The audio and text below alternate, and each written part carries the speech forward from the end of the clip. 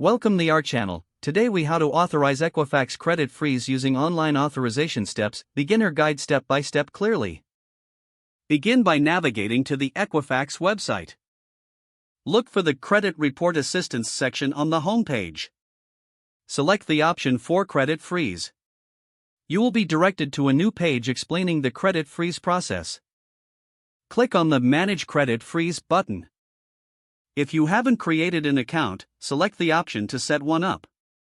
Provide your personal information, including your name, address, date of birth, and social security number. Be sure to enter accurate details to avoid any issues during the process. Once you've filled out the information, click on Submit. You will receive an email confirmation for your account creation. Log into your new Equifax account with your credentials. Navigate to the section for managing your credit freeze. Select the option to place a credit freeze. Read through the information provided about the implications of a credit freeze. You may need to answer security questions to verify your identity. After confirming your identity, proceed to authorize the credit freeze. Review the details and confirm that you want to freeze your credit. You should receive a confirmation that your credit is now frozen. Note the PIN or password provided for future reference. Make sure to save any confirmation details for your records. You have successfully authorized your Equifax credit freeze online. If the page does not load, refresh the browser or try again in a private or incognito window. Make sure you are using the correct email address, then retype it carefully to avoid small typos.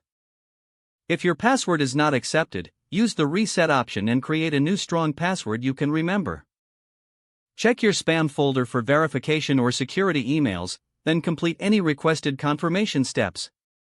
Enable two-factor authentication if available to improve account security and reduce unauthorized access risk. After signing in, review your profile details so your contact information and settings are accurate and current.